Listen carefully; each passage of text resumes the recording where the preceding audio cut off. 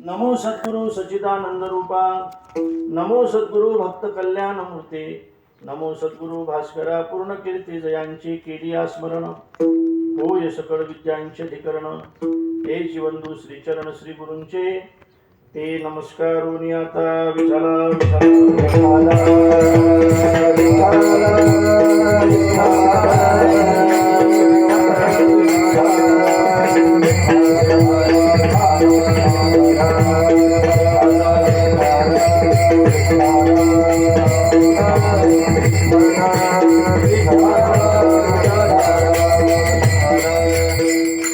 भावे गावे गीत शुद्ध करून या चित्त, तुझ भावा हे देव तरी हा सुलभ उपाव. मानचिहिल संस्थान मानचिहिल, आश्वी बुजुर्ग, तालुका संगमनेर, जिल्हा अहिल्यानगर या ठिकाणी वृक्ष कृतज्ञता समारंभ सोहळा या निमित्ताने आजची ही कीर्तनरूपी सेवा आहे. मी असं म्हणेल की वृक्षाचे उपकार मानण्यासाठी हा सोहळा या ठिकाणी संपन्न होत आहे. बऱ्याचदा उपकार विसरणारी आपण माणसं आहोत. विचार करत असताना की या सृष्टीचे आपल्यावर फार मोठे उपकार आहेत. सृष्टी ही आपल्यावर उपकार करत असते आणि बऱ्याचदा माणसं त्याची परतफेड करत असताना अपकाराने करत असतात. उपकार आणि अपकार समजते का पूर्व तुम्हाला? उपकार आणि अपकार. उपकार कशाला म्हणतात?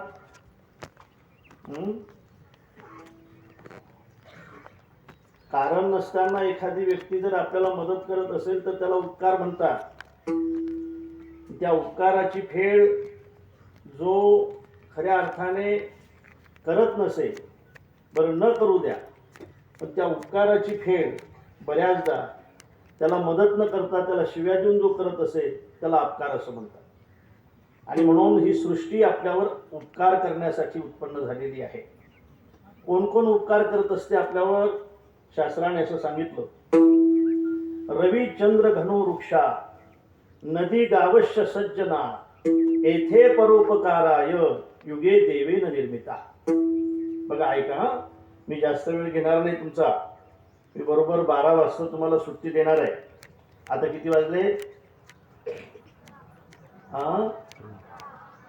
11:15 वाजले. 12 वाजायला अजून 2 तास टाइम आहे. पाऊण तासामध्ये मी तुम्हाला सुट्टी देणार. पण तुम्ही सगळ्यांनी मन लावून ऐकलं पाहिजे. उपकार करण्यासाठी भगवंताने काही गोष्टी पाठवल्या. रवी, चंद्र, घनो म्हणजे मेघ, वृक्ष, नदी, गावश्य आणि सज्जना. तुम्ही कल्पना करा, रवी जर नसता तर, रवी कशाला म्हणतायत? सूर्याला रवी म्हणतायत. सूर्य नसता तर काय केलं असतं आपण? कल्पना तर करा. सूर्य नसता तर काय झालं असतं? अंधार झाला असता, नाही का?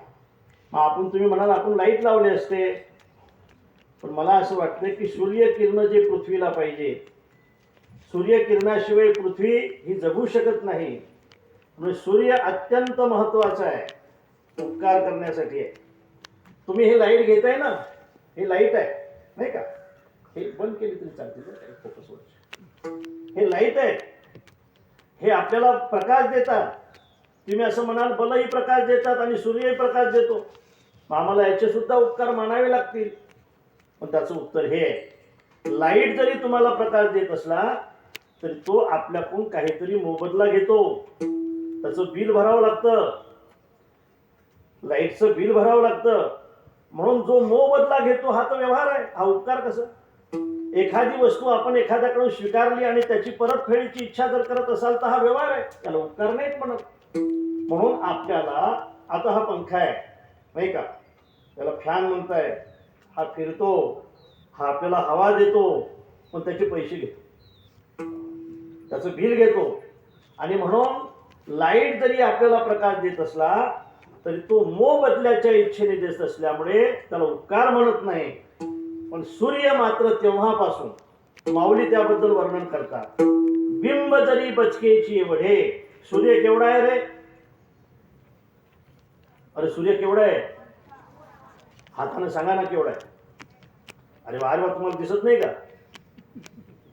केवढा दिसतो आपल्याला तो? तो किती मोठा असू द्या पण आपल्याला दिसताना केवढा दिसतो? एवढा दिसतो, एवढा दिसतो. पण त्याचा प्रकाश किती मोठा आहे? बिंब जरी बचकेची एवढे. बचकेची म्हणजे एवढं, आपण बचक म्हणतो ना, एवढं. बिंब जरी बचकेची एवढे तरी प्रकाशाची त्रैलोक्य थोकडे.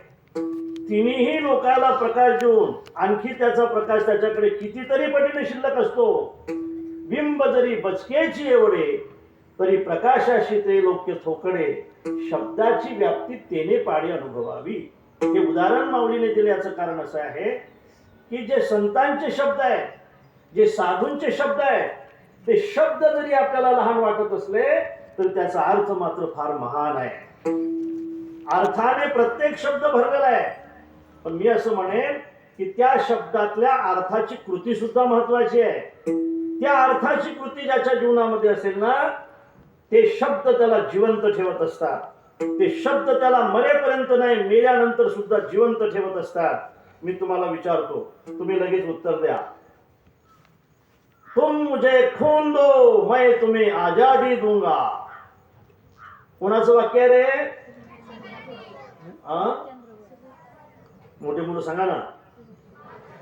सुभाषचंद्र बोसांचं वाक्य आहे. तुम मुझे खून दो, मैं तुम्हें आजादी दूंगा. स्वराज्य हा माझा जन्मसिद्ध हक्क आहे. लोकमान्य केला. स्वराज्य व्हावं ही श्रींची इच्छा आहे. छत्रपती शिवाजी महाराज. माझ्या बंधू आणि भगिनींनो,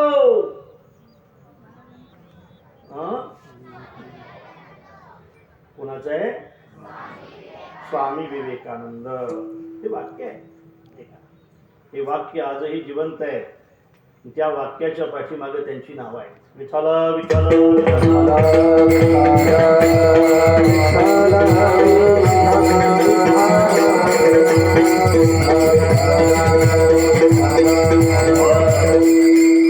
आणखी अनेक वाक्य. आला तर तुमच्या सहित, नाही आला तर तुमच्या शिवाय. मला या मातीला स्वातंत्र्य मिळवून द्यायचं आहे. सावरकरांचं वाक्य आहे. या वाक्याने ही माणसं आजही जिवंत आहे. वाक्याने माणसं जिवंत राहत असतात का? नाही. आपण तर नेहमी वाक्य बोलत असतो. आता तर बघा माझ्या बंधू आणि भगिनींनो, नाही का, आपण नेहमी आता भाषणं चालू होती.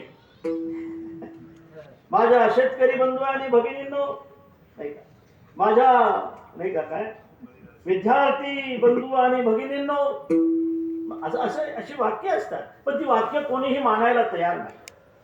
कारण वाक्य जरी बंधुत्वाचं असलं तरी कृती मात्र बंधुत्वाची नाही. वाक्याच्या पाठीमागे जर कृती असेल तर ते वाक्य, ते शब्द मेल्यानंतर सुद्धा व्यक्तीला जिवंत ठेवत असतात. विठ्ठल विठ्ठल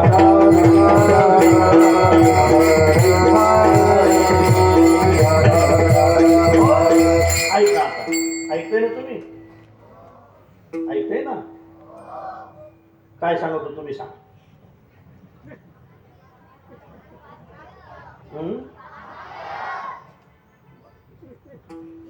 एक जण सांगा. कोणते?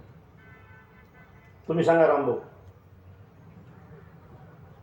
काय सांगतो तुम्ही? काय विषय चालू होता? वाक्य. त्याच्यासाठी कशाचं उदाहरण दिलं मी? तुम्ही शाळेत बसलेल्यात बघा, आता वर्गात बसलेल्या.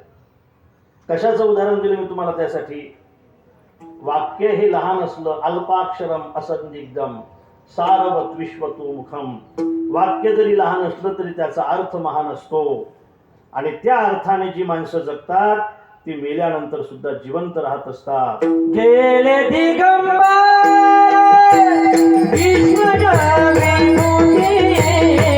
गेले दिगंबर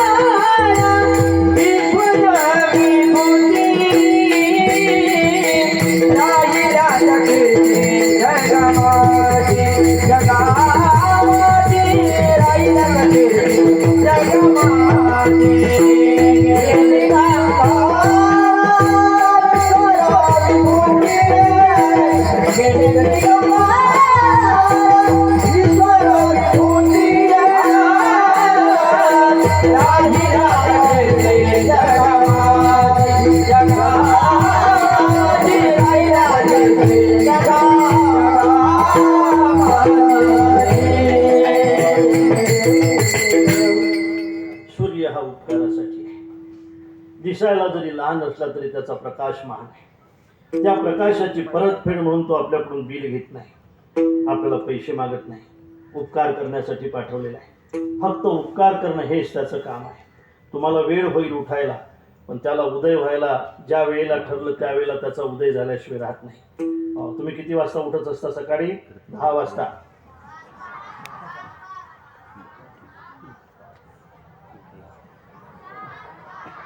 सहा सगळ्याच पक्षाचे दिसता तुम्ही.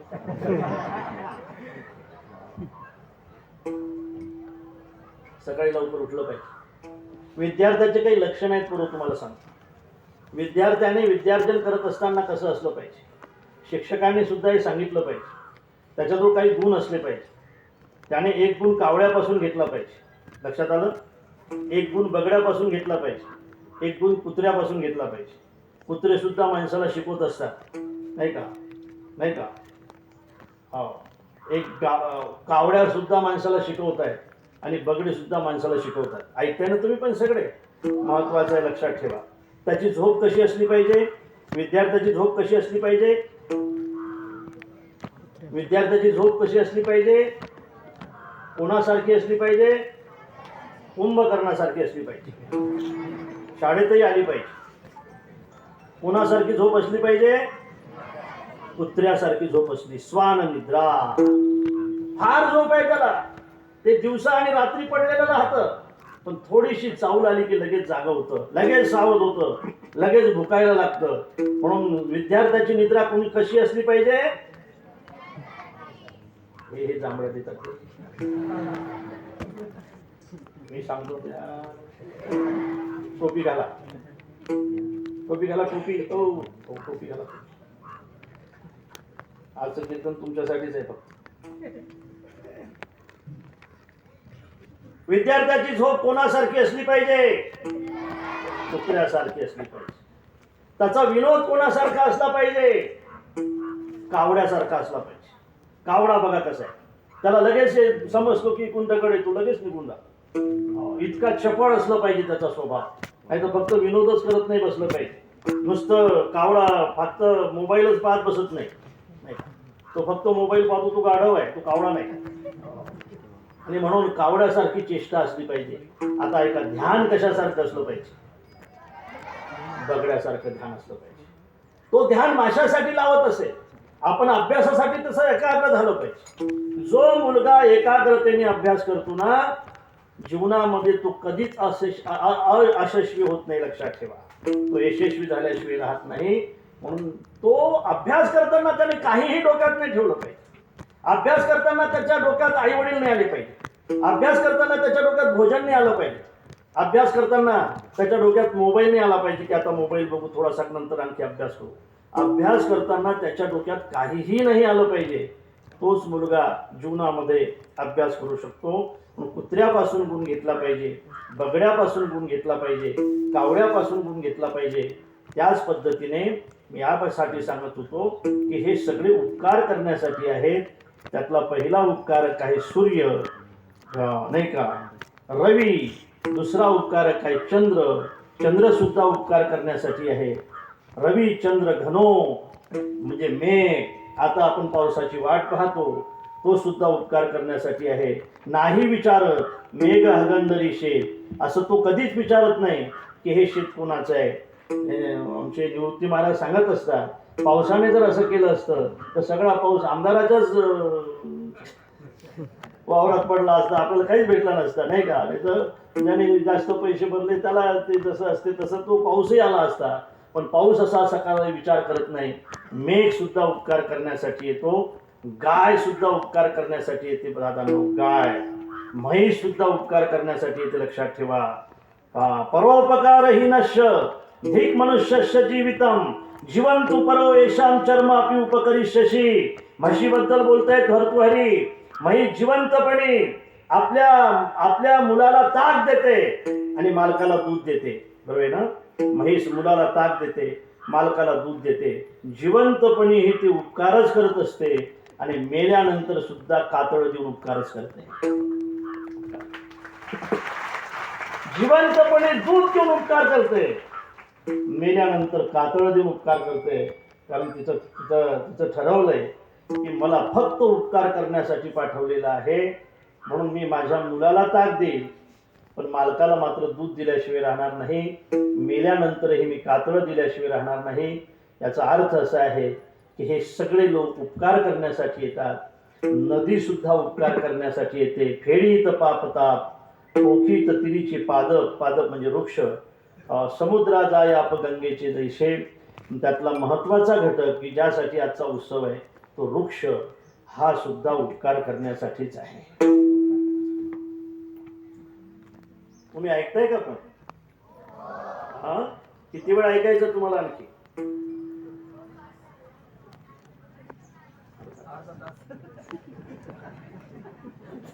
टाईमवर लक्ष द्यायचं.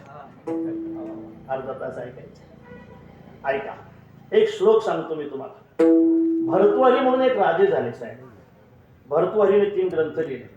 भर्तृहरी राजे होते, सार्वभौम राजे होते.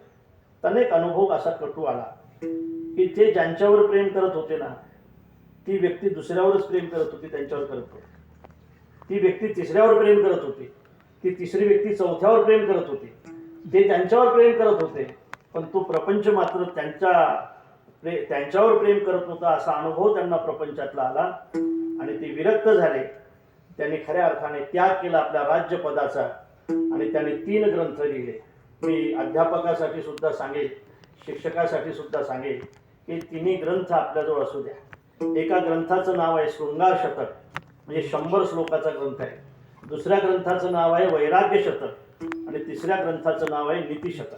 नीती कशी असली पाहिजे, वैराग्य कसं असलं पाहिजे यांनी ते समजून सांगितलं. ते असं म्हणतात, त्याग एक गुणिश्लाघ्यो किमन निर्गुण राशीभिः त्यागात जगती पूज्यते पशु पाषाण आणि पादपा. डॉक्टर साहेब, ह्या 3 गोष्टी पूजल्या जात आहेत. त्यातला पहिला पाषाण आहे, दुसरा पशु आहे आणि तिसरा पादपा म्हणजे वृक्ष आहे. आजही लोक दगडाची पूजा करतायत. दगडाची पूजा करतात त्याचा अर्थ जी मूर्तीची पूजा आपण करतो ना, ती मूर्ती पूर्वाश्रमातली दगडच आहे ना, दगडच आहे. पूर्वाश्रमातला जर विचार केला तर दगडच आहे. कोणातरी खाणीतून काढला जाते, कुठंतरी आणला जाते. पाथरवट त्याच्यावर बसतो, पाथरवट त्याला घाव मारतो आणि घाव मारल्यानंतर ती मूर्ती तयार होते. मागे एक प्रश्न विचारला होता, मला आठवतो. आजही मी तुम्हाला एक प्रश्न विचार आहे, त्याचं उत्तर तुम्हाला द्यायचं आहे. अत्यंत सुंदर प्रश्न आहे, ऐकताय ना तुम्ही? हा, प्रश्न असा आहे, मूर्ती दगडाची बनते परो का मूर्ती दगडापासून बनते?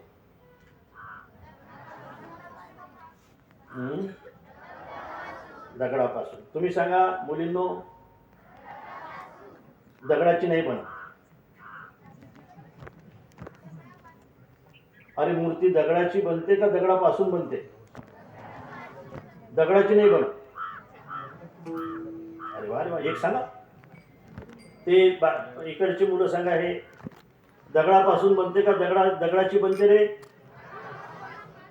दगडाची नाही बनत.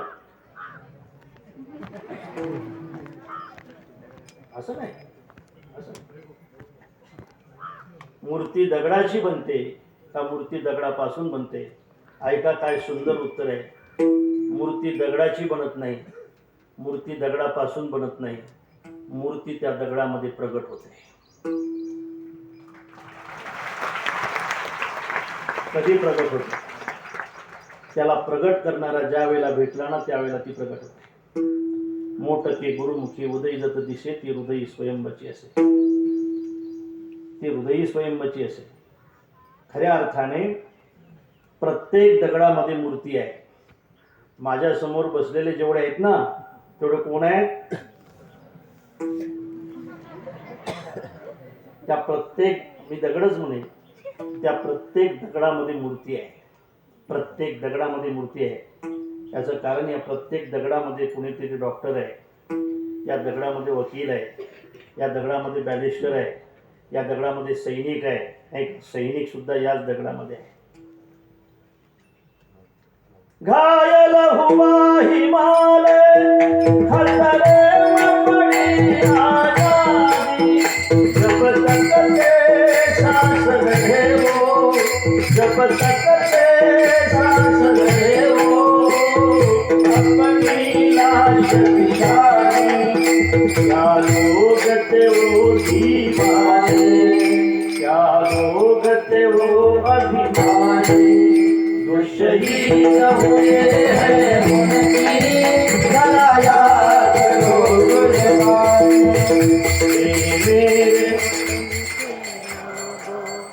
जय राम. जो शहीद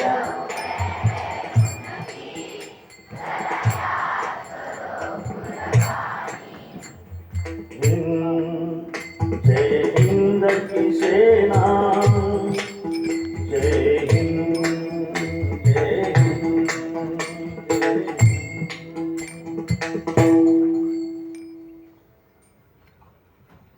या दगडामध्ये कोणीतरी सैनिक आहे, या दगडामध्ये कोणीतरी डॉक्टर आहे, माझ्या समोर बसलेल्या दगडामध्ये कोणीतरी बॅरिस्टर आहे, या दगडामध्ये कोणीतरी शिक्षक आहे, या दगडामध्ये कोणीतरी असंच निसर्गरम्य एखादं स्थान बनवणारा आणि आमच्या साहेबाचा आदर्श घेणारा एखादा कोणीतरी आहे. मला वाटतं या दगडातच सगळे ते देव आहेत, या दगडातच ते देव आहेत. येताना मी डॉक्टर साहेबांना विचारलं तुमचं नाव काय. डॉक्टरांनी सांगितलं नाही विश्वजित. दिग्विजय. विश्वजित दिग्विजय. मला असं वाटते हेही दिग्विजय आहे आणि साहेबांनी हा केलेला सुद्धा दिग्विजय. अरे खरं काय सगळं एक वृक्ष लावणं आणि तो जगवणं फार कठीण आहे महाराज. वृक्ष लावण्यापेक्षा त्याला जगवणं, त्याला मोठं करणं आणि याहीपेक्षा त्या वृक्षावर प्रेम करणं ही गोष्ट अत्यंत महत्वाची आहे. जो पहिला वृक्ष असेल 20 वर्षाच्या अगोदरचा आणि त्या वृक्षासाठी एखादा उत्सव करणं, हा उत्सव मी तर असं म्हणेन की हा उत्सव फक्त महाराष्ट्रातला उत्सव नाही गुरुजी, हा उत्सव खऱ्या अर्थाने देशातला उत्सव. आमचे होळकर साहेब सांगेल म्हणून या दगडामध्येच अशी एखादी मूर्ती आहे की ती मूर्ती भविष्यामध्ये देव, या दगडातली मूर्ती प्रगट झाल्यानंतर देवासारखा त्याचा उपयोग झाल्याशिवाय राहणार नाही. पण पोरो अगोदर मी त्या दगडाला असं सांगेल की हे दगडांनो, तुम्हाला जर देव बनायची इच्छा असेल तर त्या दगडांनी अगोदर काय केलं पाहिजे. त्या दगडाने अगोदर त्या पाथरवटाचे घाव सहन केले पाहिजे, घणाचे घाव सहन केले पाहिजे, हातोड्याचे घाव सहन केले पाहिजे. तुम्ही ते लोक असे आहेत की एखाद्या वेळेला शिक्षकाचं बोलणंही सहन करत नाही, शिक्षकाचा मार सुद्धा सहन केला पाहिजे. मी तर असं म्हणेल शिक्षक ज्या विद्यार्थ्याला जास्त मारत असतील ना त्या विद्यार्थी जास्त प्रेम करत असतात. ज्याच्यावर जास्त प्रेम असेल त्याला जास्त सजा देत असतात, कारण त्याला त्याच्यामध्ये मूर्ती दिसत असते, त्याला त्याच्यामध्ये देव दिसत असतो. आता तुला कळणार नाही का, तुझा देव आहे, तुला फार मोठा आहे, मोठं व्हायचं आहे. समजलंय मला की तुझ्याकडून देव प्रगट होणार आहे, पण ते प्रगट करण्यासाठी जर तू माझा मार सहन नाही केला, माझी शिक्षा सहन नाही केली, माझं बोलणं जर सहन नाही केलं तर तुझ्यातला देव प्रगट होणार नाही. आणि म्हणून जो दगड आपल्या जीवनामध्ये त्याग करतो, पाथरवटाचे घाव सहन करतो आणि ते घाव सहन करणाऱ्याचे उपकार मानतो ना, तो दगड दगड राहत नाही, तो दगड एक दिवस देव बनतो आणि लोक त्याचं दर्शन घेत असतात. आणि म्हणून मूर्ती दगडाचीही बनत नाही, मूर्ती दगडापासूनही बनत नाही, मूर्ती दगडामध्ये प्रगट होते. त्याला प्रगट करणारा कोणीतरी भेटणं महत्वाचं असतं. मी एक नेहमी माझ्या आवडीचा दृष्टांत आहे सर. मी एक दृष्टांत सांगत असतो. बरोबर एक पाथरवट होता. नाही, त्याला पाथरवट नाही म्हणतात, त्याला लोहार म्हणतात. लोहार समजतो का तुम्हाला? लोहाराच्या दुकानमध्ये गुलाबजाम असतात. मग काय असते? लोखंड असते. काय काय असते बरं त्याच्यात? घन असतो, एक हातोडा असतो, हातोडी असते, छन्नी असते, आयरन असते, भाता असतो. नाही का? पाहिलं ना तुम्ही? हे सगळं लोहारामध्ये, सगळं लोहाराच्या दुकानावरती असतं. आणि आम्ही तिथं त्याचं उद्घाटन करण्यासाठी गेलो. ऐका बरं का, मस्त आहे, सगळ्यांना उपयोगी माझ्याशी. आणि सर अशी बाजूला सगळं साहित्य ठेवलं होतं. घन होता, हातोडा होता, हातोडी होती, छन्नी होती, पकड होती आणि मधात आयरन होती. नवीन काही वस्तू होत्या, एक वस्तू जुनी होती. हातोडा नवीन होता, हातोडी नवीन होती, घन नवीन होता, पण आयरन मात्र जुनी होती. मी त्याला म्हटलं, अरे बाबा, ह्या सगळ्या वस्तू नवीन आहेत, हे जुनी का ठेवली?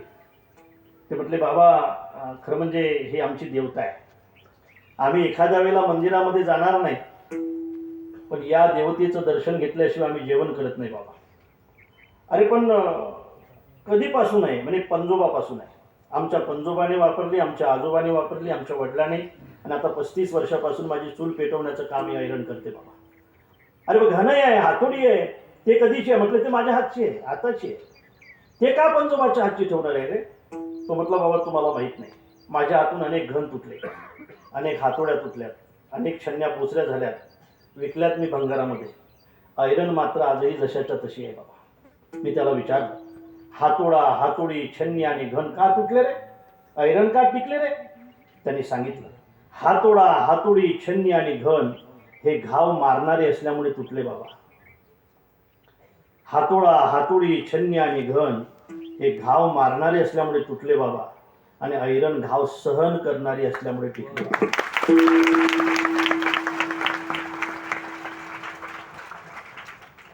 ज्याला टिकायचं असेल त्यांनी सहन करणं सुद्धा शिकलं पाहिजे. आणि सहन करणारी माणसं हे मोठी होत असतात. मला उपकार या विषयाबद्दलच बोलायचं आहे सर, आणि थांबायचं आहे. आणि म्हणून दगडाचे आपल्यावर उपकार आहेत. आपण ज्या शाळेमध्ये राहतो ती सगळी दगडाची आहे. ज्या रस्त्याने फिरतो ते रस्ते सुद्धा दगडाचे आहेत. ज्या घरामध्ये आपण राहतो ते घर सुद्धा दगडाचे आहे. आणि म्हणूनच खऱ्या अर्थाने दगडाची पूजा आहे. पुढे चाल. पशुची सुद्धा पूजा आहे. इकडच्या मंडळीला विचारायला, पशुची सुद्धा पूजा आहे ना? बैलाची पूजा करतायत? आहेत का बैल? आहेत का? नाही, बैलच नाही. आता मला वाटतं घरच्याच बैलाची पूजा केली. आता बैलच नाहीत म्हटल्यानंतर बैलाची पूजा होते. बैलाची होते ना, पण बैलाची पूजा कोण्या दिवशी? पोळ्याच्या दिवशी. तुम्ही नका रे, तुम्ही अजून नाही.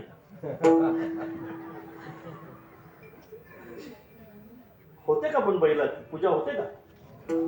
कोणाची होते ना? सर काय आहे, सण सुद्धा वाटून दिलेले आहेत पहा.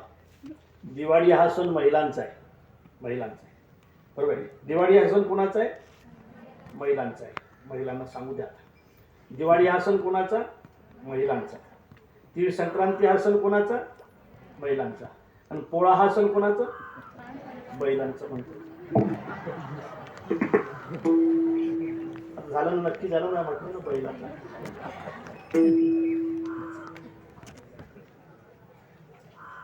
पशु सुद्धा उपकार करण्यासाठी येतात, म्हणून त्याची पूजा आहे. पादपा म्हणजे वृक्ष. वृक्ष सुद्धा उपकार करण्यासाठी येत आहेत, म्हणून आज त्यांची पूजा आहे. महाराजांचं प्रमाण आहे, ऐका. जळन खाती जळा वृक्ष आपोलिया फळा. जळन खाती जळा वृक्ष आपोलिया. खाती जळा वृक्ष आपोलिया फळा. जळन खाती जळा वृक्ष आपोलिया फळा.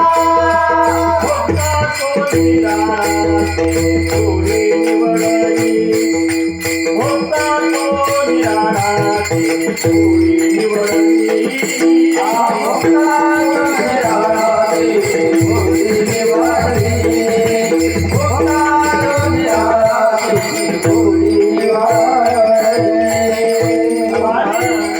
पाणी कधी पाण्याला पित नाही. पाणी ही नेहमी आपली ताण भागवण्यासाठी आलेलं आहे. वृक्ष कधीही आपल्या फळाला खात नाही. वृक्षाचे फळ हे नेहमी दुसऱ्यासाठी आहे. वृक्षाची सावली सुद्धा स्वतःसाठी नाही. स्वतः ऊन सहन करणारा वृक्ष आपल्याला मात्र सावली देण्याचं काम करत असतो. त्याची सावली सुद्धा आपल्यासाठीच आहे. त्याच्या मुळ्या सुद्धा आपल्यासाठी आहेत आणि त्याचं इंधन सरपण सुद्धा आपल्यासाठी आहेत. दादांनो, माऊली त्याचं वर्णन करतात. पत्र पुष्प छाया फळ मूळ धनंजया आणि वाटेचा न चुकी आली या वृक्ष जैसा. ऐका आता. बस किती किती मिनिट राहिले आपले आता?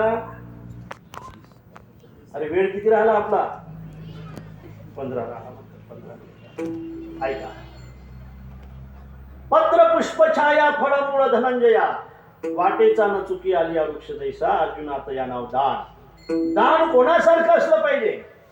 भगवान अर्जुनाला म्हणतात की अर्जुना, दान हे वृक्षासारखं असलं पाहिजे. कशा पद्धतीने असलं पाहिजे? ज्यांना पानाची इच्छा असेल त्याची इच्छा पानं देऊन पूर्ण करतो. ज्याला फळाची इच्छा असेल त्याची इच्छा फळं देऊन पूर्ण करतो. ज्याला सरपणाची इच्छा असेल त्याला सरपण देऊन त्याची इच्छा पूर्ण करतो. ज्याला मुळ्याची इच्छा असेल त्याला मुळ्या देऊन त्याची इच्छा पूर्ण करतो. हे खरं दान आहे. तुमच्या मागणाऱ्याला कशाची इच्छा आहे ती इच्छा पूर्ण करणारा जो असेल तो खरा दाता आहे. तो खरा दाता. म्हणून सर, खरं म्हणजे तुमचे होळकर सर, मी माझ्यातर्फे मी आपले उपकार मानतो, आपले आभार मानतो. आभार मानण्याचं कारण असं आहे, तुम्ही या सगळ्या विद्यार्थ्यांना आपल्या लेकरासारखं सांभाळताय. मला माहिती आहे. आमची गोशाळा सांभाळणारा आहे आकाश म्हणून. धुळ्यामध्ये त्याची गोशाळा आहे. अत्यंत दुर्गम भागामध्ये. त्या ठिकाणी आतापर्यंत तर गाडी सुद्धा जात नव्हती अशा ठिकाणी त्यांची गोशाळा आहे. गेल्या 5-10 वर्षापासून मी त्याच्या संपर्कात आहे आणि खऱ्या अर्थाने अशा 62 गोशाळा आहेत आपल्या संपर्कात. 17,000 बोधन आहे सगळं. त्यातली ही ती गोशाळा आहे. 300-350 कसायापासून वाचवलेल्या गायी तो त्या ठिकाणी जगवतो. त्याला 3 मुली आहेत. त्यातली एक मुलगी या ठिकाणी शिकायला आहे का ती? कृष्णा आहे ती. कृष्णा नाव आहे तिचं. आहे का ती? आहे.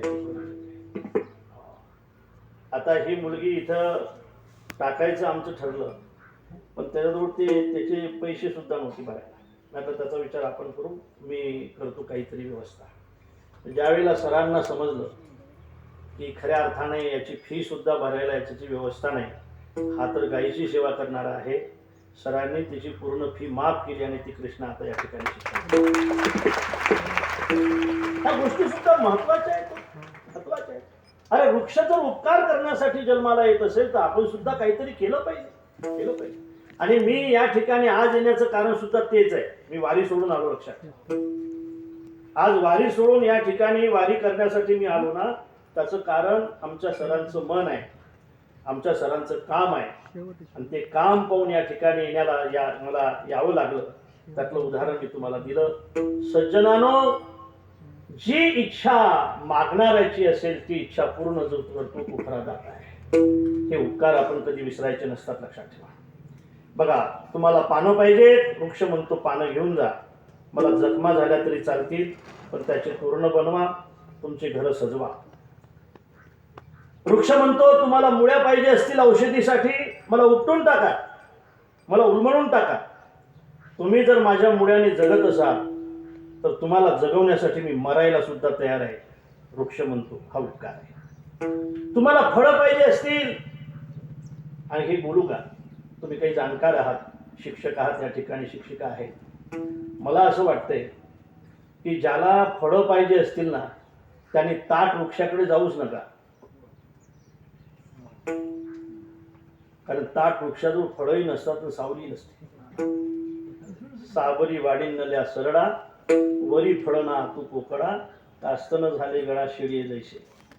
शेळीच्या गळ्याचे स्तन जसे काही उपयोगाचे नसतात, तसंच जे ताट वृक्ष आहेत ना, ताट ताट एकदम एकदम सरळ वाढतात, सावलीच नाही, बरं फळही नाही, ते निलगिरी,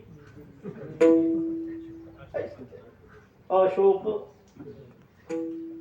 त्याच्या खाली किती दिवस बसला तुम्ही शोकच करत बसावं लागेल. ताट वृक्षाकडे जाऊ नका, लवलेल्या वृक्षाकडे जा. वृक्ष त्याच वेळेला लवलेले असतात की ज्या वेळेला त्याला फळं आलेली असतात. मग ताट वृक्षाजवळ तुम्हाला काहीच भेटणार नाही, लक्षात ठेवा. हे सूत्रच आहे. जेवढे जेवढे वृक्ष ताट असतील ना, हे फक्त वृक्षाबद्दल बोलत नाही बरं. तुम्ही वृक्ष जेवढे जेवढे वृक्ष ताट असतील ना, तिथं सावली नाही, तिथं फळही नाही. उपाशी घरी यावं लागेल तुम्हाला. पण हा जो वृक्ष आहे ना महाराज, सामान्यामध्ये बसलेला, ऐका बरोबर आहे ना, हा वृक्ष एवढे फळं देऊ शकतो याचं कारण तो लवलेला वृक्ष आहे. यामध्ये प्रमाण आहे. मस्तक ठेंगणा करी संतांच्या चरण. जी माणसं कुठंतरी लवतात तीच माणसं खऱ्या अर्थाने कोणाला तरी मोठं बनवण्याचा विचार करत असतात. आणि या ठिकाणी अशा वृक्षाजवळ जाऊ नका की ज्या वृक्ष लवलेले नाहीत. फळल्या तरुची शाखा सहज भूमी उतरे लेखा. आणि म्हणून आंब्याचं झाड त्यावेळेला लवत असते की ज्या वेळेला त्याला फळं आलेली असतात. पोर ऐका, खालचे खालचे फळं तोडलेले असतील, वरचे काही फळं शिल्लक असतील. आणि वृक्षाबद्दलच बोललं पाहिजे ना आज. तर तुम्ही तिथं जा, तुम्ही हातामध्ये दगड घ्या आणि फेकून मारा. तुमचा नेम जर चांगला असेल तर तुम्ही त्या वृक्षाला दगड जरी मारला तरी तो वरून काय दिले तुम्हाला? हळदी. समजा तुम्हाला एखादी चापट मारली, तुम्ही काय द्या?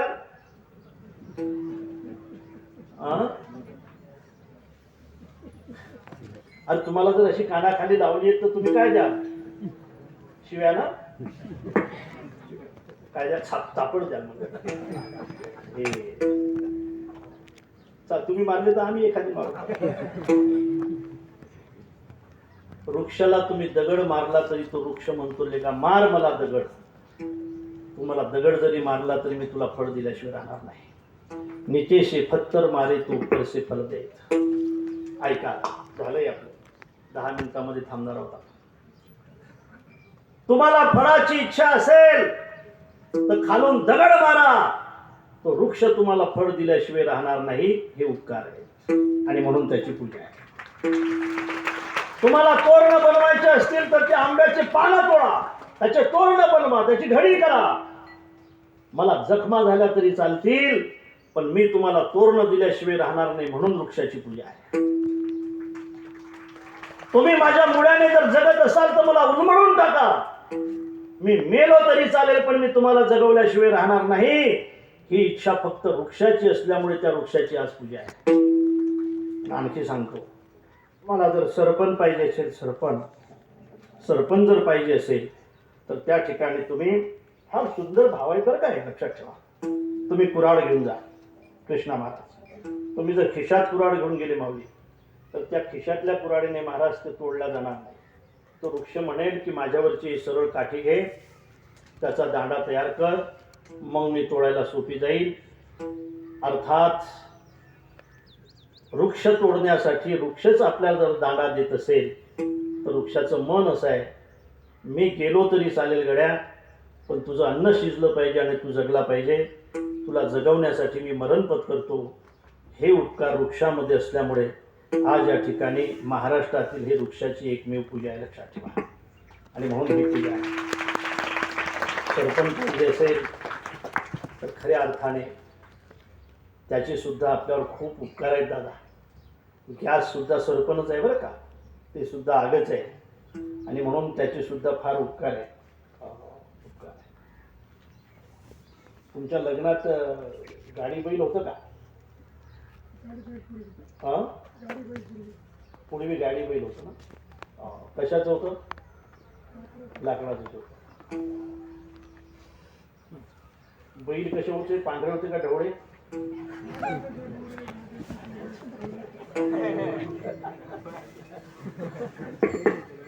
आता खरं म्हणजे मी तुम्हाला विचारतो, म्हणजे या सगळ्या लाईनला विचारतो, लग्नात बैल 2 असतात का 3 असतात?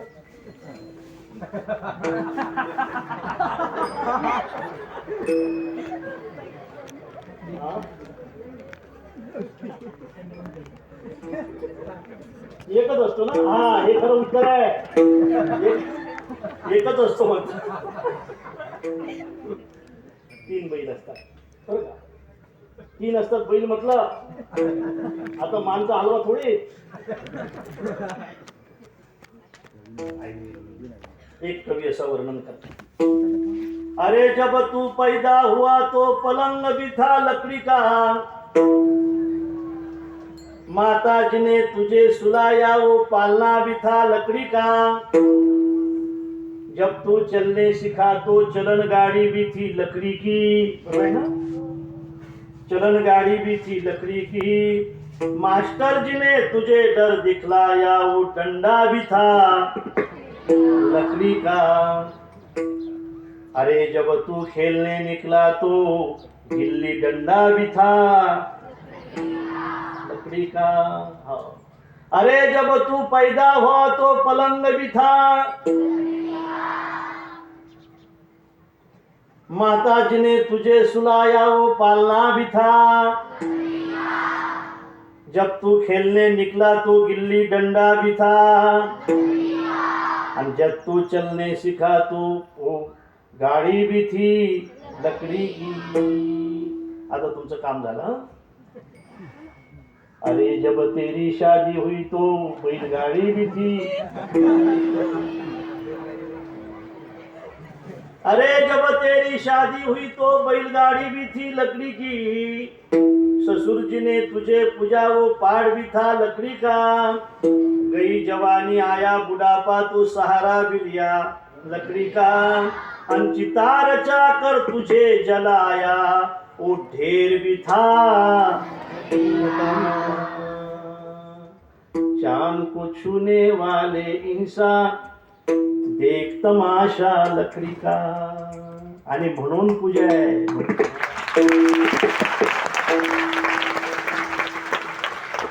जन्मापासून तर जायपर्यंत आपला उपकार करण्यासाठी जे लाकूड आहे, ते लाकूड देण्याचं काम जर वृक्ष करत असेल तर मला असं वाटते त्याची पूजा होणं सुद्धा अत्यंत महत्वाची आहे.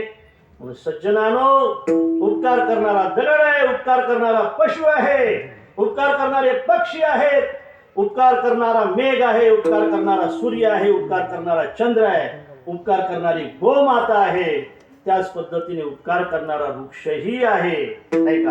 मूळ सिंचने सहजे शाखा पल्लव संतोषती. या वृक्षाचं वर्णन गीतेमध्ये सुद्धा आलेलं आहे. ऊर्ध्वमूल अधशाख मश्वत्थम, म्हणजे अश्वत्थम म्हणजे वृक्ष, प्राहुः अव्ययम छंदांशी यस्य पर्णानि अस्तं वेद सवेदेवीत. अर्थात गीताकारांना म्हणजे भगवान श्रीकृष्णाला सुद्धा अर्जुनाला समजून सांगत असताना वृक्षाचं उदाहरण घ्यावं लागलं. असा हा वृक्ष आहे, हा खडकावरचा वृक्ष आहे, जिकडे जाल त्या ठिकाणी वृक्ष आहे. त्या वृक्षाची पूजा आपण आज करतोय. मला अभंगाकडे, एका चरणाकडे यायचं आहे. महाराज असं म्हणतात की लेका, गाय जर आपलं सबंध जीवन उपकारासाठी अर्पण करत असेल, सूर्य जर आपलं सबंध जीवन उपकारासाठी समर्पित करत असेल, चंद्र जर उपकारासाठी जन्माला येत असेल, वृक्ष जर आपल्यावर जन्मभर उपकार करत असेल तर असू द्या जन्मभर. जन्मभर नाही करता आला तर नका करू, अरे पण थोडा तर करा. तुका म्हणे फार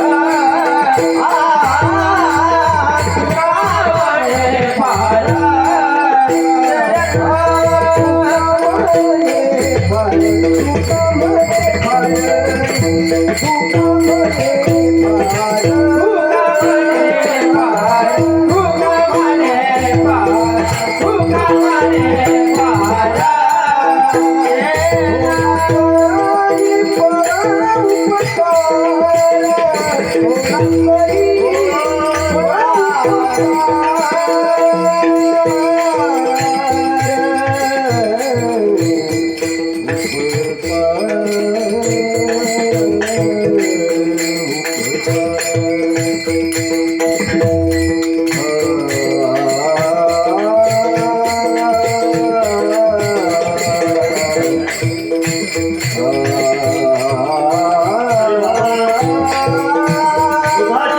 होत नसेल तर असू द्या, पण ताकाचे उपकार तर करा. भोजनाचे उपकार करता येत नसतील तर असू द्या, पण पाणी पाजण्याचा उपकार करा. नका घालून दूध दयामध्ये सार, आणि ताकाची उपकार तरी करा. वृक्ष जर आपलं सबंध जीवन उपकारासाठी खर्ची करत असेल तर त्याच्यातून संदेश घेऊन आपल्याकडून जास्त जमत नसेल तर नका करू. पण वृक्षापासून संदेश घेऊन महाराज म्हणतात थोडा उपकार करा. थोडा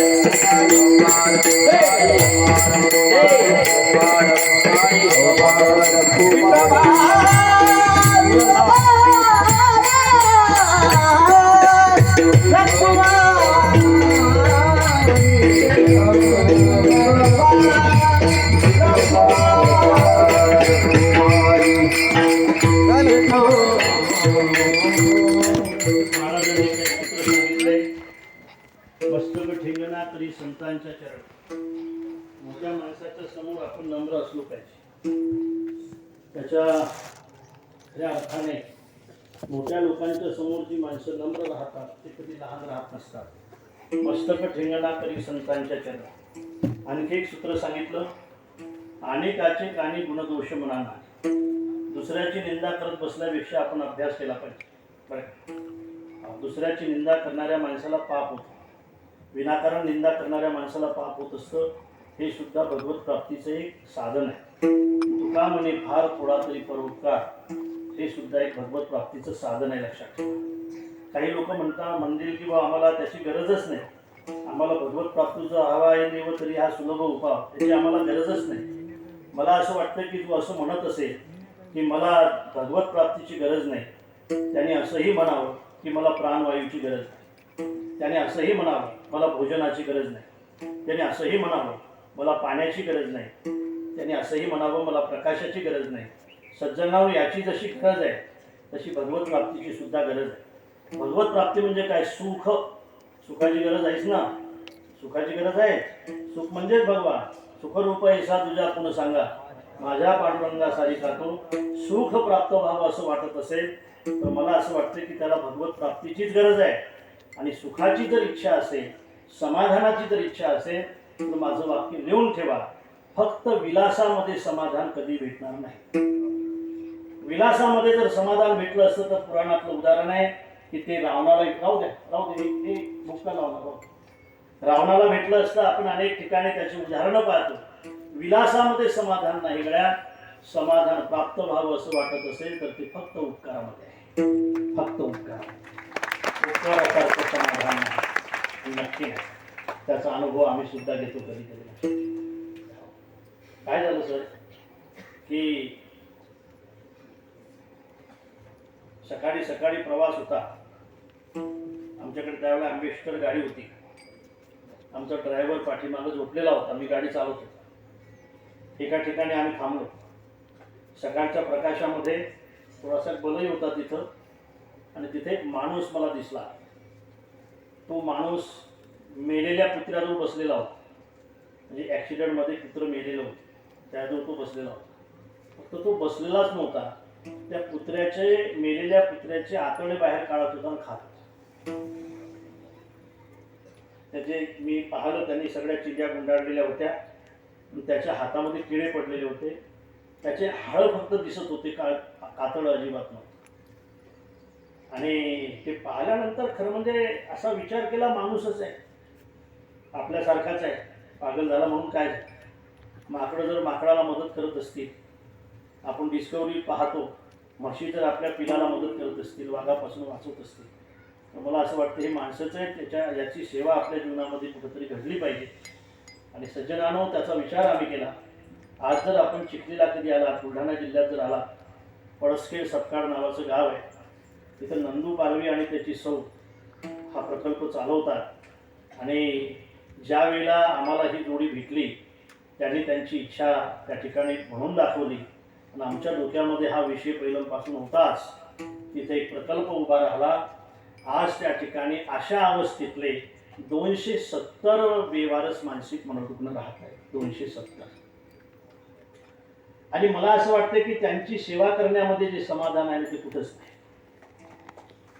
ज्याला गरज आहे त्याला आधार देण्यामध्ये जे समाधान आहे ते कुठंच नाही. लक्षात ठेवा, इथपर्यंत ज्याच्या जिलेबी आली, त्याला जर तुम्ही आणखी जिलेबी खायला देत असाल तर पोटातली सगळी बाहेर आल्याशिवाय राहणार नाही. सूत्रच आहे, दरिद्रान भर कोणतेय. डॉक्टर साहेब, वैद्याने औषध कोणाला दिलं पाहिजे? जो रोगी असेल त्याला दिलं पाहिजे. आणि खऱ्या अर्थाने शिक्षण म्हणा, दान म्हणा, कोणाला दिलं पाहिजे? ज्याला गरज असेल त्याला दिलं पाहिजे. आता हे इकडचे बसलेले आहेत, ही लाईन. आता या पोरांना सगळ्यांना सुट्टी देतो सर, मी हेच ठेवतो इथं शिकायला. आता यांना गरज नाही, तर यांना गरज आहे.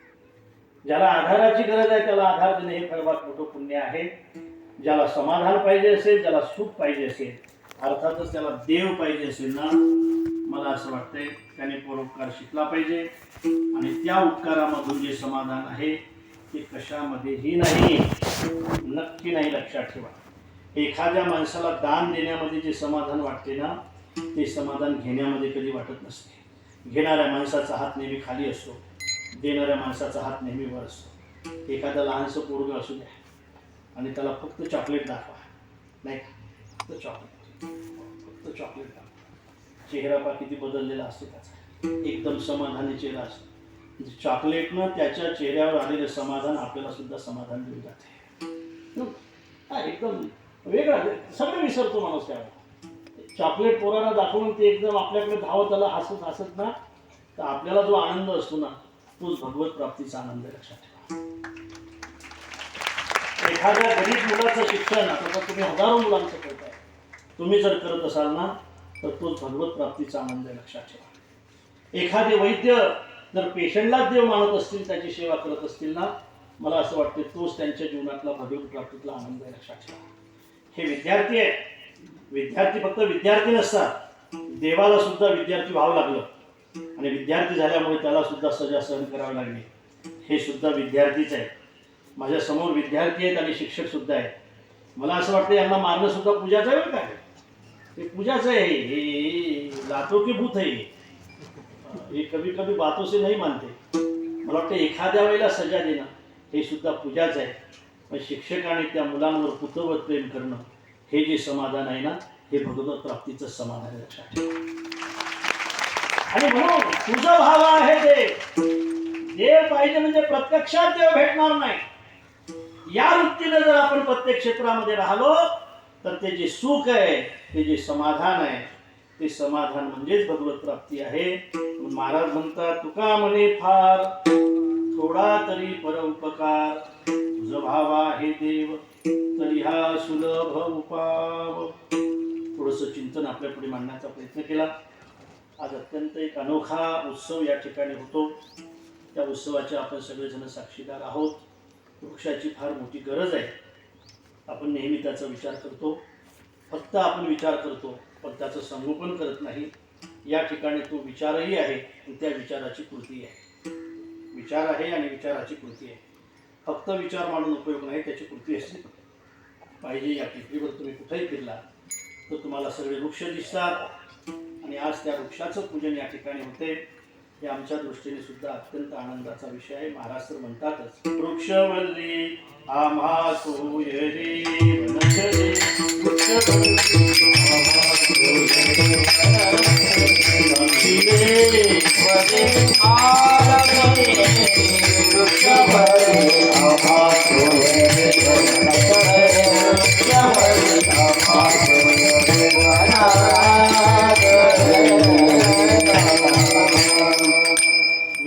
पुनश्च एकदा आमचे हुडगर साहेब आहेत. मी 2-4 वेळा इथं आलो, त्यांचे विचार ऐकले. अत्यंत समृद्ध विचाराची आमचे साहेब आहेत. सगळ्यांनी शिकावं, मोठं व्हावं अशी त्यांची अपेक्षा आहे. निसर्गावर प्रेम कसं केलं पाहिजे हे त्यांच्यापासून शिकावं अशी त्यांची कृती आहे. मी या वृक्षपूजेच्या निमित्ताने आमचा हा वृक्षसुद्धा असाच वाढत राहो आणि वटवृक्षासारखा बऱ्याच दिवस टिकून राहा.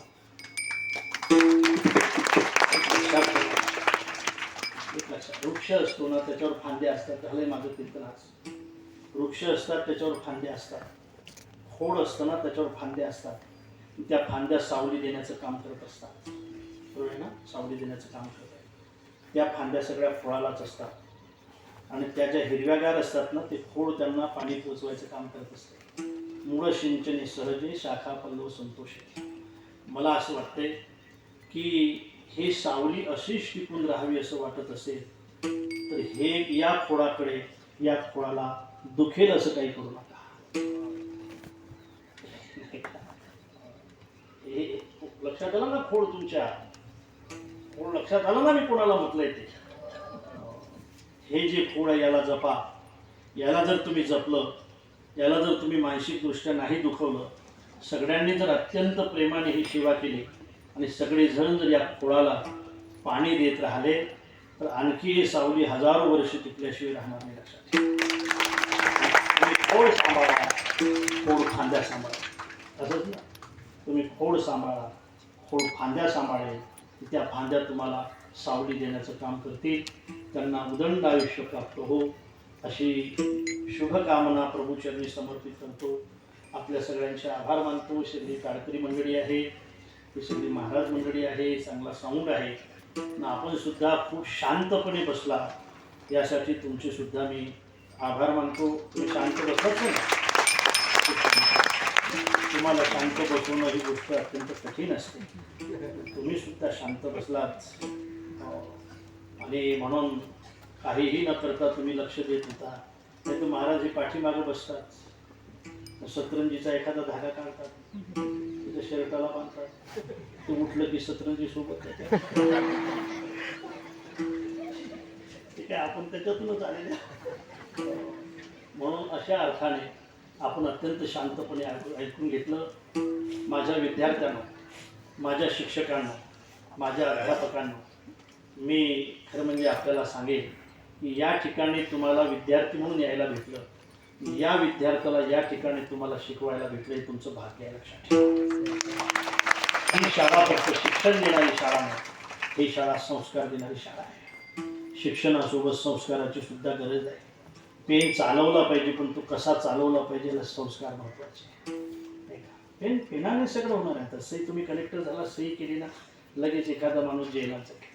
तुम्ही नाही का, सही केल्यानंतर काय होईल, पण ती सही कुठं करायची आणि कुठं करू नये हे शिकवण्यासाठी संस्कार महत्त्वाचे. आणि हे संस्कार देण्याचं काम जर खऱ्या अर्थाने हे करत असेल तर आपण शिक्षक म्हणून असाल आणि विद्यार्थी म्हणून असाल तर आपण खऱ्या अर्थाने भाग्यवान. इंसाफ की डगर से बच्चों दिखाओ चलते, ये देश है तुम्हारा, नेता तुम्ही हो कल के, अपने हो या पराये, सबके लिए हो न्याय, देखो कदम तुम्हारा हर जिजन डगमगाए, रसते बड़े कठिन है, रसते बड़े कठिन है, चलना संभल संभल के, इंसाफ की डगर से बच्चों दिखाओ चलते, ये देश है तुम्हारा, नेता तुम्ही हो कल के. भविष्यामध्ये तुम्ही असा करावं अशी अपेक्षा करतो आणि या ठिकाणी थांबतो. ज्ञानेश्वर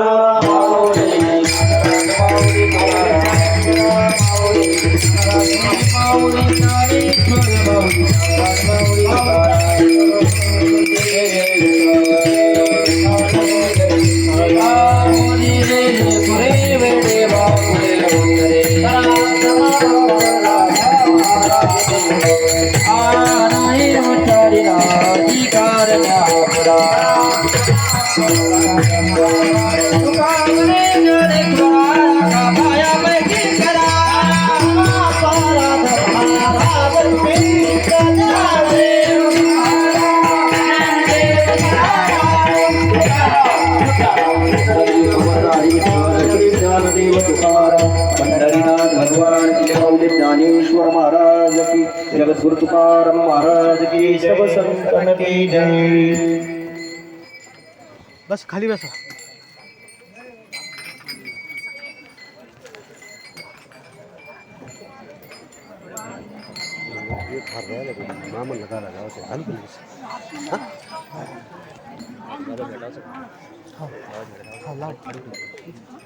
आज आपल्या मानची हिल त्या टेकडीवर बस खाली. कर्ण कानिफनाथ महाराजांच्या स्पर्श झालेला आहे. मी अनेक वेळा आपल्याला सांगितलं की ते मढीला समाधीला जात असताना त्र्यंबकेश्वरवरून निघाले आणि वाटेत ज्या ज्या ठिकाणी मुक्काम केला त्यापैकी आपलं हे मानची हिलची जी टेकडी आहे हे ठिकाण, आणि तिथे जवळपास 14 दिवस ते वास्तव्याला होते असा इतिहास आहे.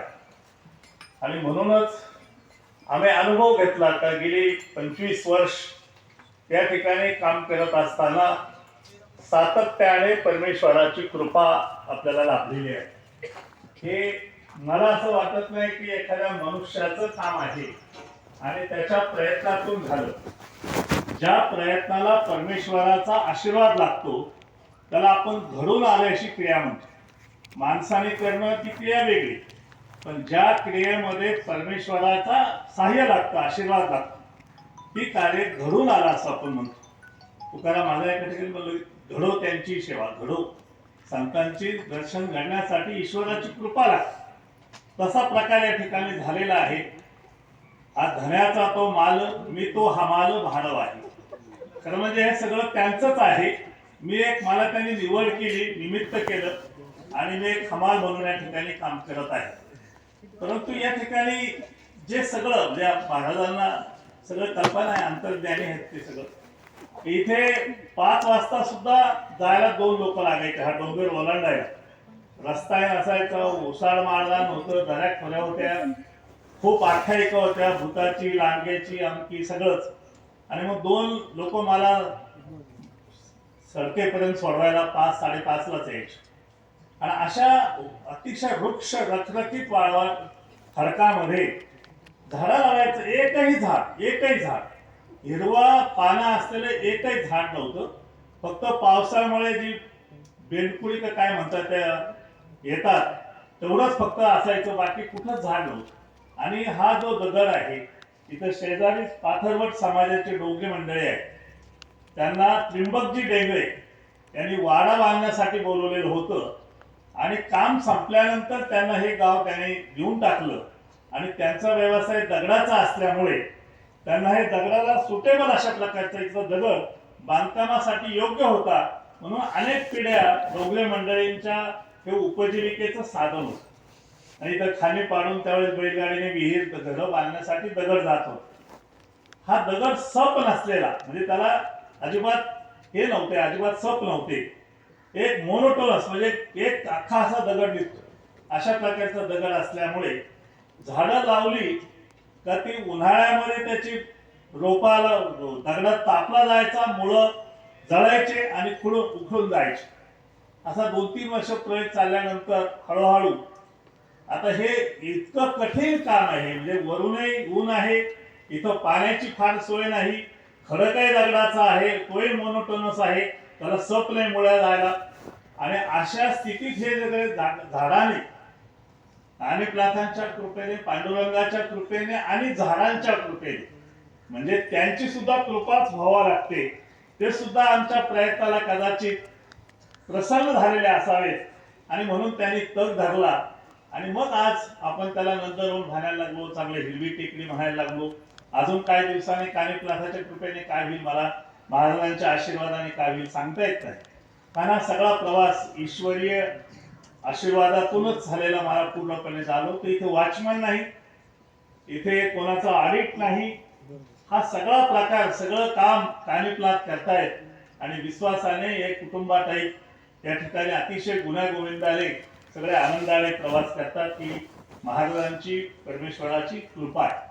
आणि या प्रवासामध्ये नंतर माझं थोडंसं मन गेली 10-1 वर्षापासून अध्यात्माकडं ओढलं गेलं. जेवढा शक्य आहे तेवढा अभ्यास करता आला. आणि शेवटच्या टप्प्यात तो होत नाही, पण मानवी जीवनाचं सार्थक कळालं. जसं महाराजांनी सांगितलं, प्राणवायू शिवाय जगणं शक्य नाही, तसंच परमार्थही तितकाच गरजेचा आहे. हे पटणं जरा तुमच्या वयात जरा कठीण आहे, पण पुढे गेल्यानंतर कळेल की त्याच्याशिवाय पर्याय नाही, तो एक भाग आहे. आणि परमेश्वराची महाराजांनी फार सोपी व्याख्या सांगितली, की ज्या कृतीने, ज्या कार्याने तुमचं मन आनंद जातं, आतून बाहेर दाखवणं वेगळं, जिथे आनंद होतो, संतोष होतो, ते कार्य म्हणजे परमेश्वर आहे. देवाचा अर्थ आनंद आहे, सुख आहे. आणि जर आनंद आणि सुख, देव काही पाहण्याची वस्तू नाही, आणि ती अशा कार्यातून मिळते, पाहायला येते. जो करतो त्याला अनुभूती निश्चित स्वरूपाने येते. आणि ह्या अध्यात्माच्या क्षेत्राकडे वळाल्यानंतर योगायोगाने माझं काही कमतरता असतानाही, काही माझ्या व्यक्तिमत्वामध्ये त्रुटी आहे, मी काही परिपूर्ण नाही, बरेच दोष आहेत, पण दोषासह मला महाराजांसारख्या सगळ्या संत महात्म्यांनी स्वीकारले, याचा एक आज मनस्वी आनंद आहे. आपल्याला याचं कारण सांगायचं असं आहे की पंढरपूरची वारी आहे, आषाढी एकादश आहे, सर्व महाराज मंडळींचं आद्य, सगळ्यांचंच ते आपलं दैवत आहे, त्यांची फार पर्वणीचा काळ आहे. परंतु आम्ही तारीख ठरवताना महाराजांच्या बाबतीमध्ये त्यांना विचारून तारीख ठरवली नाही. एवढा आत्मविश्वास होता की जगताप सगळ्यांना सांगितलं, कोणतीही तारीख ठरव. आणि माझ्या आतल्या आवाजाला महाराजांनी ताबडतोब संमती दिली. त्याचंही कारण सांगितलं की एवढी वारी असतानाही ते केवळ आपल्या सर्वांवर, मानची हिलवर जे प्रेम आहे त्याच्या खातर या ठिकाणी ते आज आलेले आहेत. लांबून प्रवास करून आले, आताही प्रवास करायचा आहे, सोपा प्रवास आहे. पंढरपूरहून आले, आता पुण्याला जायचं, पुण्यावरून पुन्हा विदर्भात जायचंय रात्री. एवढा प्रवास, वय आणि ही सगळी दगदग असताना आपल्यावर प्रेम दाखवलं. आणि सर्व संत मंडळी देखील आपल्यावर प्रेम करतात, तुम्ही पाहताय. आपण लवकरच महाराजांना मी इथे जाहीर विनंती करतो, तर निवृत्ती महाराज आपल्या जवळचे आहेत, एक रत्न आहे आपल्या भागातलं. त्यांचा जीवन गौरव कार्यक्रम आपण 22 सप्टेंबरच्या दरम्यान ठेवत आहोत. आणि त्या कार्यक्रमानिमित्त संत पूजनाचा कार्यक्रम आयोजित केलेला आहे. संत, तो कार्यक्रम कसा करायचा त्यांचा, तर पाचपोर महाराजांच्या सारखे संत आणून त्यांची पूजन करणं हा आपला कार्यक्रम, आणि त्यांची वाणी श्रवण करणं, असा एक आपल्याला भव्य दिव्य कार्यक्रम या ठिकाणी करायचा आहे. आम्ही विधिवत त्यांना प्रार्थना करणार आहोत, पण जाहीर एक निमंत्रण देतो की त्या दिवशी आपण पूजनासाठी आम्हाला संधी द्यावी, ही फार महत्वाची बाब आहे. मित्र, तुमच्या वयामध्ये आम्ही कॉलेजला असताना देखील ना, आजही बऱ्याच वेळा कीर्तन, प्रवचन, अध्यात्म असं मानवत नव्हतं, मनाला पटत नव्हतं. परंतु आता आम्ही तुम्हाला कदाचित प्रवचन, कीर्तन आम्ही ठेवतो, त्याचा बऱ्याच मुलांना काही ना राग येत असेल, आम्हाला शिवाय देत असतील, पालकही काही म्हणत असले अज्ञानातून की हे चालवलं काय. तर एक असं असतं की जर आजार झालेला आहे आणि त्या रोग्याला ते औषध चांगलं वाटो का वाईट वाटो, त्या डॉक्टरचं कर्तव्य की ते औषध दिलं पाहिजे, कारण तो रोगी बरा करायचा. म्हणून आमचा अट्टहास आहे का आज जो सामाजिक रोग खूप वाढत चाललेला आहे, आणि त्याला उत्तर संतांचं वाङ्मय, संतांची विचार ही धारा तुमच्यापर्यंत पोहोचवल्याशिवाय तुम्हाला भविष्याच्या काळामध्ये टिकून राहणं अत्यंत अवघड आहे. आणि त्याच्यासाठी ह्याच एकमेव औषध आपल्याकडे आहे, संत विचार. संत विचार देण्याचं माध्यम प्रवचन, कीर्तन, महाराजांचे आशीर्वाद. आता आशीर्वाद शब्द, प्रवचन, कीर्तन कदाचित तुमच्या सांसारिक परिभाषेत ते नसलही, तुम्हाला ते मान्य नसतील, परंतु मान्य नसते तरी जगण्यासाठी, माणूस म्हणून जर जगायचं असेल तर ते तितकेच आवश्यक आहे, तितकेच आवश्यक आहे. म्हणून तुम्हाला आवडू का न आवडू, आम्ही आमचं कर्तव्य या ठिकाणी बजवत आहोत. परमेश्वर आम्हाला साथ देत आहे. तुम्ही आज व्यक्तिपात्र हे कीर्तनरूपी सेवा पाहिली, याच्यामध्ये काय अंधश्रद्धा तुम्हाला आढळली, तुम्हाला कोणतं वाक्य अंधश्रद्धेचं आढळलं, तुम्हाला प्रेरणा देण्यासाठी, तुम्हाला मार्गदर्शन करण्यासाठी, तुम्हाला वाट दाखवण्यासाठी इतक्या मार्मिक शब्दामध्ये जे 20 पुस्तकं वाचून ज्ञान मिळणार नाही की ते ज्ञान तुम्हाला 1-1.5 तासाच्या आत या ठिकाणी त्यांच्या मुखातून, शब्दाला किंमत केव्हा येते, कोणाच्या मुखातून ते शब्द आले त्याला सुद्धा वजन असतं, त्यावर तपश्चर्या असते. संजय हरिभक्त परायण रामायणाचार्य संजयजी महाराज पासपोर्ट साहेब गेली 10 वर्षापासून आमच्या संपर्क, म्हणजे आमचा त्यांच्याशी संपर्क झाला. त्यांनी पुत्रवत कुटुंबासारखं प्रमुख म्हणून आपल्याला आशीर्वाद दिले, आम्हाला दिले, लक्ष ठेवतात, प्रेम दाखवतात. आपण ह्या व्यक्तिमत्व यांच्याकडे बघितल्यानंतर देखील त्यांनी वेळीच काढलं, त्यांच्या आत्म्याने अनेक बहुपुल्य केले असतील अनेक याच्यामध्ये, म्हणून आज ते संतत्व त्यांनी मार्ग स्वीकारला, संन्यासाचा मार्ग त्यांनी स्वीकारला, पूर्ण अध्यात्माला जीवन स्वीकारून दिलं. परंतु त्यांनी ते करत असताना अध्यात्माने स्वतःच्या आत्म्याच्या उन्नतीसाठी परमार्थाचा मार्ग स्वीकारला, संन्यासाचा आश्रम स्वीकारला. हयातभर ही तपश्चर्या चालू आहे, साधना चालू आहे. पण त्याला जोडूनच त्यांनी जे समाज कार्य चालू आहे ते अद्वितीय आहे. जसं तुम्हाला उदाहरण सांगितलं की एक वेळा माणूस कुत्र्याचा मांस खात होता आणि ते पाहून त्यांचं हृदय, संतांचं हृदय कणवळत असतं आणि ते पाहून त्यांनी लगेच मनोरुग्णांसाठी, ज्यांच्यावर मानसिक हे झालेला आहे, आधार झालेला आहे, त्यांचे 200-300 लोक आज सांभाळणं तेवढं सोपं काम नाही. 5-10 लोक सुद्धा सांभाळणं हे मनोरुग्ण अवघड असतात. मी रात्री महाराज एक मुस्लिम समाजाचे पाकिस्तान मधल्या सामाजिक कार्यकर्ते होऊन गेले, त्यांचा आडनाव ईद आहे, पहिलं नाव मला माहिती विसरलो. पहिलाच टॉपिक वाचत होतो, पहिलंच पान वाचत होतो आणि मला असं वाटतं की बायपासच्या वेळेस सुद्धा अटॅक इतका जवळून आला नाही, एवढा काल मला तो अटॅक येण्याची वेळ आली. मी ते पुढचं थांबवलं की त्यांनी जे पाकिस्तानमध्ये काम चालवलेलं आहे, असंच समाजसेवेचं एक वृत्त चालवलेलं आहे, ते अतिशय दैदिप्यमान आहे, प्रचंड मानसिक हेलकावे घेणार आहे. म्हणजे इतकं भयानक अशा प्रकारचं समाजकार्य आहे आणि तेही त्या दृष्टीने संतच आहे. ते संत जगात मानले जातात, त्यांना संतच मानले जातात. म्हणून महाराजांनी हा सांभाळून, मला सांगायचा मुद्दा असा होता की एवढं लोकांना ऍक्सिडेंट मध्ये 1500 अँब्युलन्स आहेत, 1500 डॉक्टर आहेत, इमर्जन्सी काही झालं, भूकंप झाला, रेल्वे अपघात झाला, अमुक झालं, तिथं ते खूप सहकार्य करतात. त्यांच्या नातवाला एक मनोरुग्ण त्यांनी चालवलेली आश्रम होता, त्याच्यात एक बाई घरात कामाला ठेवली आणि त्या बाईने त्या वेड्याच्या झटक्यामध्ये त्यांचा जो 5-7 वर्षाचा नातू होता त्याला उकळत्या पाण्यात आंघोळ घातली आणि त्याचा 20 दिवसामध्ये मृत्यू झाला. म्हणजे मला सांगायचं की असे रुग्ण सांभाळणं किती कठीण काम असतं. हे काम महाराजांनी उभ्या हात चालवले. 18,000 गायी, गोधन महाराजांनी जबाबदाऱ्या दिल्या ठिकठिकाणी आणि सगळीकडून जे काही थोडंफार मदत होईल ती सगळी ह्या गोशाळेला दिली जाते. उत्तम उदाहरण तुम्हाला ह्या दुष्काळाचं सांगतो.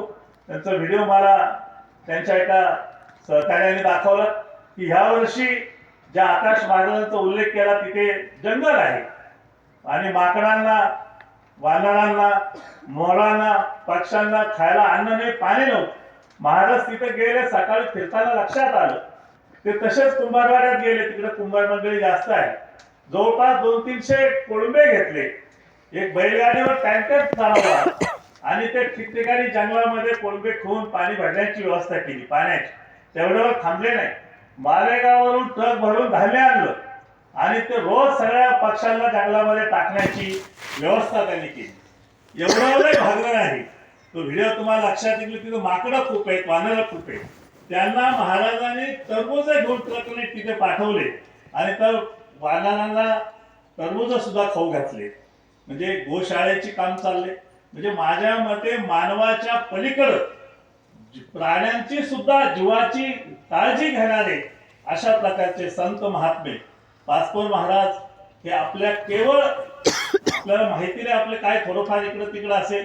अशी कोणती पुण्याई आली फळाला तर जोंधळ्याला चांदणे निघून जावे अशा प्रकारची परिस्थिती आज आम्हाला झालेली आहे. आपण आला त्या ठिकाणी या मुलांना जे आपण चालू केलेले का अध्यात्माने हे चांगल्या प्रकारचे मानव सुसंस्कृत नागरिक तयार होतील. या समाजाला जे विकृत वळण होऊ पाहत आहे त्याला तोंड देणारे सैनिक तयार होतील आणि त्यामध्ये आपला आशीर्वाद हा अत्यंत मोलाचा आहे. अशाच प्रकारचे प्रेम अशाच प्रकारचा आशीर्वाद आपण आम्हाला सातत्याने ठेवावा अशी नम्र प्रार्थना आपल्या चरणी करतो आणि थांबतो. जय हिंद, जय महाराष्ट्र. सर्वांना विनंती आहे, गावातून आजूबाजूचे सगळे भाविक कार्यकर्ते आलेले आहेत. फोन केल्यानंतर कदाचित तुम्हाला आम्ही नेहमीच फोन करतो, अडचण होत असत. माझं एक जर वेळ असेल तर वेळ काढायला हरकत नाही. आपल्याला कळेल की किती कारणिक वेळ लागलेला आहे. सर्व कार्यकर्त्यांचे, पालकांचे, शिक्षकांचे, विद्यार्थ्यांचे सगळ्यांचे आभार मानतो. विनंती एकच आहे की महाप्रसाद आपण ठेवलेला आहे. आपल्या नेहमीच्या शिस्तबद्ध पद्धतीनं कुठेही उष्ट न टाकता शांततेने शिस्तबद्ध पद्धतीने महाप्रसाद घ्यावा.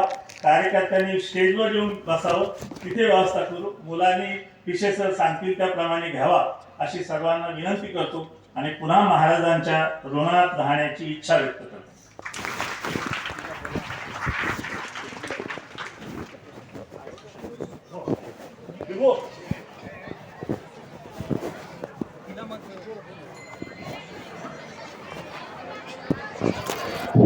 देवरे कृष्णाई गोष्टीवर कृष्णा देवरे इथे आहे.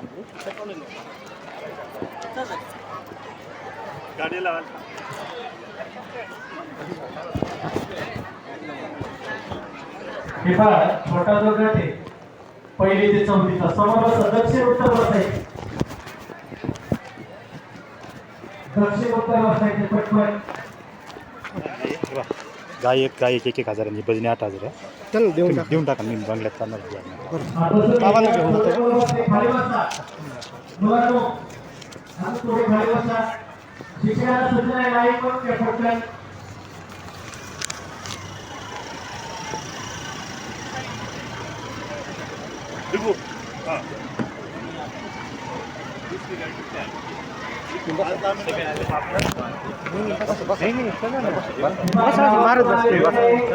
त्या बाजूने मंडळी आहे, आता सूचना आहे, आपण व्यासपीठाकडे यावे. स्टेजवर महाप्रसाद देण्याची व्यवस्था केलेली आहे. हा चिंदी सांग. मुलांनो, अजून 30,000 पाहिजे. 51 द्यायचे. बोला तुम्ही. याच्या पुढे उभे राहिले, पुढे चला. हो आणि वाचण्यासाठी जागा ठेवा. अंतर ठेवा. नाही साहेब थांबणार की थोड्या वेळाने इथे. साहेब, दोन साहेबमध्ये अंतर ठेवा. नंबर म्हणलं जगताप सरांग आहे. हां आलो मी. थोड्या वेळाने बाजूला चाललो तरी मी आलो 5 मिनिटात. हे मानधन होते आमचं. ज्यांना जागा नाही त्याची थोड्या वेळ बाजूला व्हा. दहावीच्या मुलींना सूचना आहे की आपण पटोळे देताना लाईन वाटप घ्यावी होती. एका ठिकाणी कशाला? करू नका.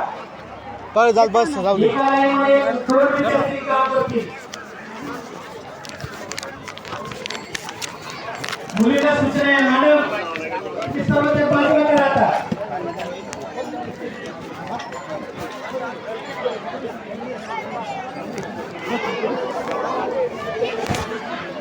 हो गीते सर कुठे? गीते सर कुठे? नितीन सर आणि वैराज सरांना सूचना आहे, व्यासपीठाकडे लक्ष द्यायचं, महाप्रसादाकडे. मॅडम तुमची गर्दी जास्त झालेली, थोडी गर्दी कमी करायची. या मुलींना सूचना आहे, बाजूला बसा, बाजूला घ्या मॅडम. पवार मॅडम त्यांना बाजूला करा आता.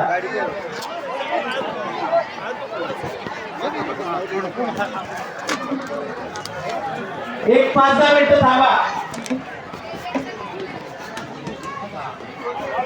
संस्थेतील प्रत्येक खातेप्रमुखांना सूचना आहे, आपण लाईन मध्ये थांबून आपल्या मुलांचं जेवणाचं नियोजन करायचंय. महाप्रसादाचं सिनियर महाविद्यालय असेल, फार्मसी असेल, आयुर्वेद कॉलेज असेल, नर्सिंग कॉलेज असेल,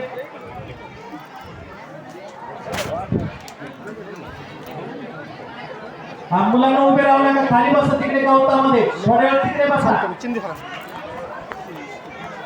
आज स्टेजकडे एक लापसी आणि भात स्टेजकडे घेते सर. पत्रवळे आलेले नाही स्टेजकडे, पत्रवळे.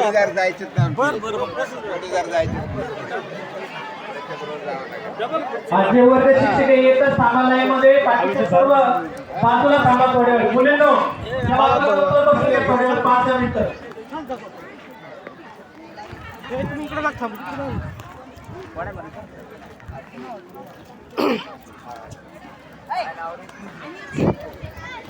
मुलांनी लाईन वाटून घ्यायच्या, दहावीच्या मुलांनी पटपट एक लाईन मध्ये एक लापसीवाला भात आणि पिठलं जे आहे एक लाईन मध्ये जा.